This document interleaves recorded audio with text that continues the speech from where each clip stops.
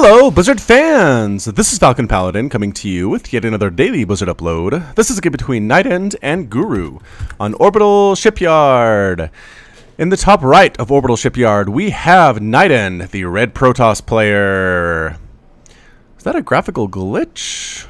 No, it's just the top part bouncing up and down. And in the bottom left of Orbital Shipyard, we have the blue Zerg player. It is Guru. They're having a bit of a chit-chat here. NightEnD is saying you had fourth. So NightEnD is a really nice Protoss player. He's from Romania. I will link to his YouTube channel in the description. Go ahead and check him out. Subscribe if you feel like it. He uploads videos and casts pretty much constantly. So if you're looking for Legacy of the Void Protoss stuff, then NightEnD is your guy. Alright, so NightEnD, again, having the discussion with Guru here. It looks like our Zerg player is not going for anything cheesy. I don't see an early pool at all, or even any early gas, which could tell me something that is going on there. But instead, we're just sending the Overlord out. We're going ahead and we're getting the expansion here in the very, very safe, kind of secluded section for your second base on Orbital Shipyard. I have to assume NightEnd's going to do the same thing very soon. Yes, he does have the money to do it. And if we move across here with the camera, bam, there goes the Nexus. So this is going to be not anything too cheesy. Obviously, just standard play for Legacy of the Void. We are getting gas. We are getting spawning pool here for the Zerg player. Overlords are moving out. They're very brave. They are not actually worried. Actually, this guy's the one who's moving out. But again, not exactly worried about getting picked off by stalkers or anything at this point. Guru says, who's the best Terran in Legacy of the Void? So here's a question for NightEnD here. We'll see what NightEnD answer is going to be. Taking double gas right now, which is pretty much standard as well. If you're going to go Adept, which is what most people do open as Protoss, is you want to have that gas. NightEnD says, the best European Legacy of the Void player? Guru says no, just in general. And best, what is he? Best Terran Legacy of the Void player. I'd have to say it's probably maybe Morrow. At this point, Morrow's playing really well. I just saw a GIF where a disruptor shot came off this ramp out of nowhere directly into a bunch of Marines of his. He did a split so fast and so effective. This disruptor exploded right in the middle of where the Marine ball was. He went split, split, split, split, split, split, split. It killed two of the Marines. The disruptor shot did. It was nasty. I mean, the level of splits we are seeing when faced with disruptors is just incredible. Zerg players really need to figure out how to do this because Terrans have been doing it for a long time versus Banelings. And it can be very, very useful. I've seen a lot of games lost to Zerg players who didn't split well against the disruptors, and it caused them to lose the game.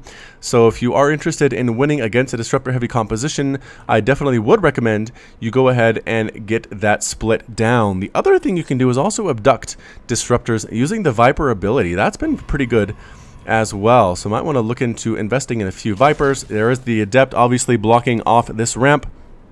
More of a defensive Adept than an offensive Adept here. Not sure what NightEnD has in mind, but definitely getting more Adepts, getting that Warp Gate research as well. This is the latest patch of Legacy of the Void where the Chrono Boost kind of sits here on this Nexus for a while and will sit here forever and ever, Chrono Boosting out probes. Even if there's nothing here to Chrono Boost, like no probes in ready or in the queue, it will just Chrono Boost nothing. So what you can do as the Protoss player is move it to other buildings to Chrono Boost what you want. Move it to the Cybernetics core and Chrono Boost this building forever and ever. So Warp Gate's happening right now. But again, if there's nothing actually being done at the Cyber core, Chrono Boost will just sit here and wait for you to send it somewhere where it has work to do. So it is a little bit micro-intensive, but what you can really do is say, all I really care about as some links come up to die and get a quick scout off is I just want to Chrono Boost probes forever and ever. There we go. See him bump it over to finish off the Warp Gate research on the Cybernetics core. Very, very smart play. And the other change is that Queens still do auto-injects here on the hatcheries, but when they get 25 energy, but it gives you 3 additional larvae instead of just 2 like it was previously. So there's the auto-inject, there's the extra larva. Oh, automatically being made into drones. We are at 42 to 42 total, so Chrono Boost versus Inject right now. It looks pretty even to me. Third base is now up for Guru, and here comes a small push. Is this going to be an Adept Mothership Core push? I do not know what to expect. Yeah, see how that Chrono Boost is just going around and around on that Cyber Core and not actually doing anything? It's because NightEnD needs to move it out to a building that is actually producing units, and you actually have 1 Chrono Boost per Nexus. So this Nexus can send its Chrono Boost out somewhere else. There we go, see? Chrono Boosting the Forge and the Twilight Council at the same time because there are 2 Nexus on the field. I don't think there's an effective range on that. I'm pretty sure if you have a Nexus down here, you can still use it to chrono buildings but back up here, but I'm not entirely sure. Here comes a pretty solid Adept army. Going to use Psionic Transfer to get on up in here. The Roaches are trying to head this off. Are we actually going to finish that transfer? Nope, there's the cancel. There's the Adept fake out. We have some Roaches, we have some Lings, we have a Queen. I'm not sure if this is enough to actually handle this number of Roaches. That is 2, 4, 6, 8, 10 total Adepts popping in using the Psionic Transfer ability once more. Going to get into this mineral line, I think. And yeah, looks like we're going to go ahead and get some drone kills. Immediately going after the drones, the Queens. Oh, big Ling wraparound, though, coming in to get a surround on all of these Adepts, trying to kill them before they can escape using Psionic Transfer. One of them does end up dead. Another one as well is going to fall very quickly. Yes, 2 die, but others do manage to retreat. 4 of them do manage to retreat. So it looks like it was 5 Adepts to 2 drones. Also, I guess 12 Lings and a Roach have died in this game as well. I feel like Guru probably is happy with that exchange. If we're entirely honest, that is something he would trade in a heartbeat, losing just a couple drones there for all those Adepts, which again do use gas. So gas versus mineral exchange is something you do want to see as a Zerg player. There goes the Nexus, the 3rd Nexus popping up now for NightEnD. Warp Gate being used on all of these gateways, and what is that? +1 just about to finish. Nothing happening here on the Twilight Council. Probably could spend it over here on this Immortal that's being warped in or built. Officially, is it being warped in? Yeah, warped in. I think everything that comes out of buildings for Protoss is being warped in from Ire, from the homeland. Or the home world. Excuse me, Ire is an actual planet. Lings try to poke up on there, see what's going on. Not much happening at all. What is that? Observer, scouting things out. There are no spores. I don't think there are any overseers either on the map. No overseers. So this observer can run around and scout things out completely undetected. A sneaky 4th base being taken by Guru. Usually Zergs will take this one, or I guess maybe possibly this one, but this one's really out of the way. I don't think NightEnd's going to scout that one, but we'll see how it goes. Big Roach attack coming up. We do have the +1 missile. Going to go ahead and try to take down this debris, I have to imagine, and indeed they do. They get the surround. They get the concave directly on that debris. Going to try to snipe it down. Nothing scouting this for NightEnD, so they're going to come up here undetected and try to kill some stuff, but we do have a lot of Adepts. How many Immortals do we have? There was one at least, right? Did we cancel that Immortal? Oh, I think we canceled the Immortal. Here we go. Roaches and Lings. Oh, Guru, not quite sure if he wants to actually engage there. Decides to back on out instead. Why on earth? I mean, Adepts do pretty well against Roaches. They tank their shots fairly well. They allow things behind them to actually kill the Roaches. And actually, in a one-on-one fight, Roaches versus Adepts, Adepts hold their own pretty well. So we come up back the other way. Oh, with Mutas now. Here we go. So a Muta Roach attack. The Mutas are going to try to swing in here and kill some stuff. There is a single cannon. I'm not sure how that's going to work out for the Mutalisks, but the Harassment going to try to pick stuff off a little bit by little bit. Trying to head on back somewhere, but this Adept is actually holding the line and not letting anybody in. There are now 2 Phoenix on the field, though. NightEnD saw that Muta production. The Phoenix are not being microed whatsoever, though. I think the attack down here is actually causing some trouble. There we go. The Roach on the Adept action. The Adepts do have a +1 attack. The Roaches have +1 attack as well. This is pretty even as far as stats are concerned.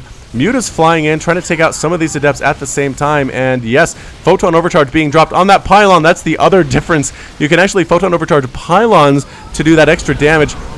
Muta's here trying to snipe down what they can. The Phoenix not being microed really at all. This one about to die, but no, the Adepts actually managing to hold their own against these Roaches. The entire Roach ball gets cleaned up. Reinforcing Lings say, we're going to head on back home. That was not something we want to really experience. The 4th base is up, though, for Guru.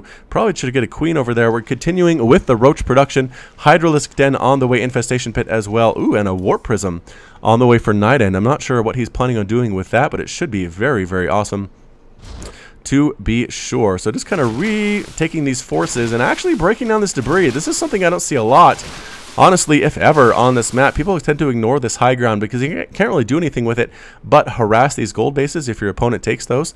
And that was an Overlord, I think, that died over here. But the, Phoenix Ball is getting pretty big. Actually, you should get some spores down. Guru, why?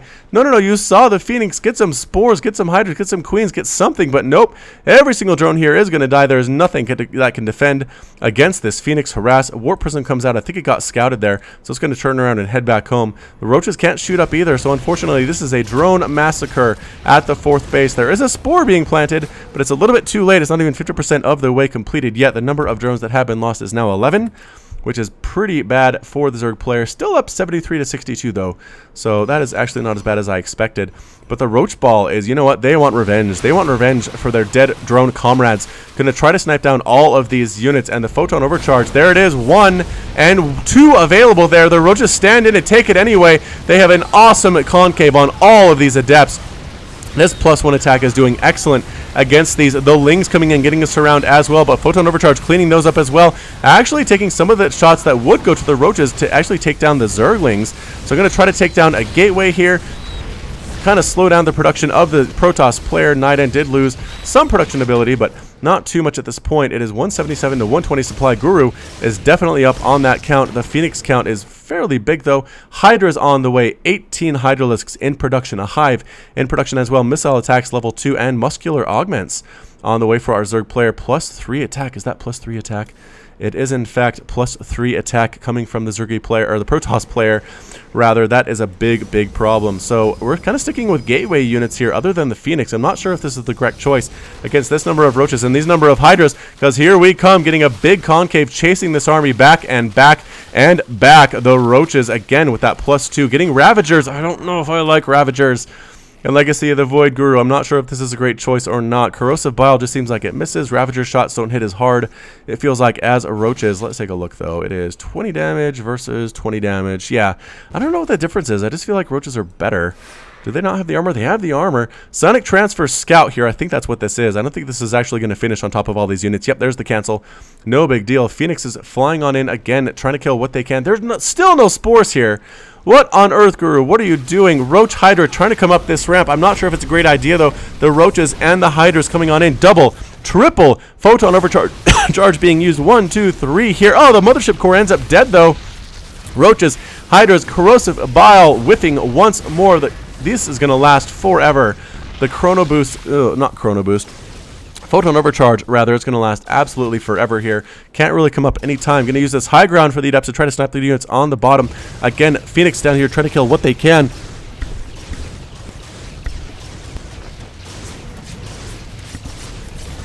And yeah, the Queens all get cleaned up because there are no spores here to defend them, unfortunately, for our Zerg player. The Phoenix try to kill as many Overlords as they can before they are chased away by these Hydras. Even on creep, Phoenix are faster than Hydralisks, trying to kill more and more Overlords. Yes, not actually supply blocking Guru.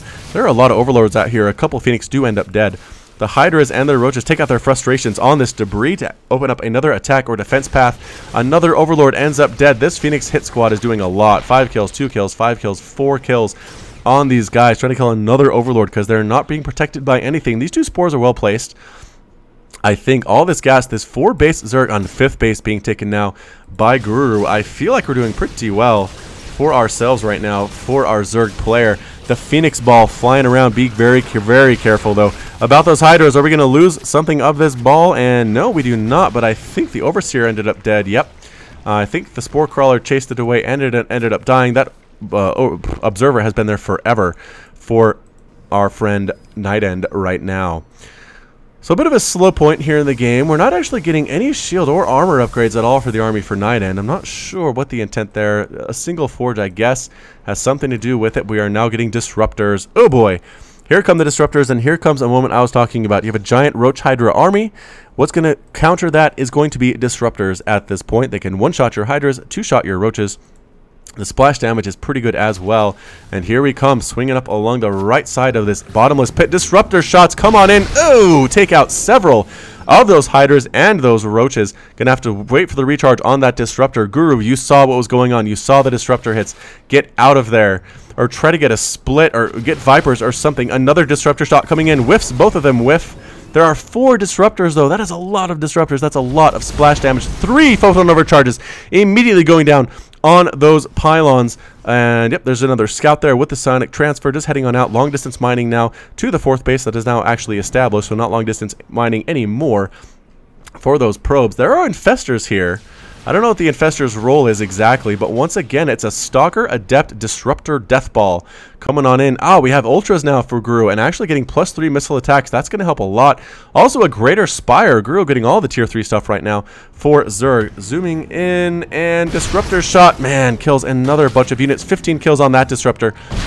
8 kills on that Disruptor. And here we go. We're just going for it right now. The Ultras in the front are doing a lot of damage. Hydras in the back as well. Disruptor shot again takes out a bunch of stuff. The Ultra is forced to retreat though. Needs to get the heck out of there. The Overseers coming on to try to scout things out end up dead. The Stalkers take them down very, very quickly. The Ultras do have, what, +5? Yes, +5 armor, but they don't have any attack upgrades whatsoever. And here we go. We're going to use Sonic Transfer to maybe trap the units inside their own base. And yes, the Adepts come on and try to take down those Infestors. Ultras trying to stop what they can. Fungals on top of all these Adepts, hurting them fairly well, but more Disruptor shots coming in. And oh, all the Hydras end up dead on the front lines.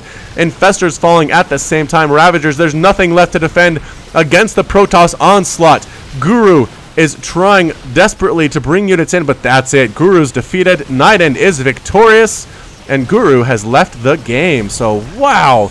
Amazing use of Disruptors here from NightEnD. It shows why he's one of the best European players in the world, why he's a professional level guy. Again, check out my description of this video for his YouTube channel. But before then, this has been FalconPaladin with yet another daily Blizzard upload. Hit that like button, hit that subscribe if you like what you heard and what you saw today. You can also catch me on Twitch, Twitter, and Facebook, all at /FalconPaladin. And until next time, as always, you take care of yourself.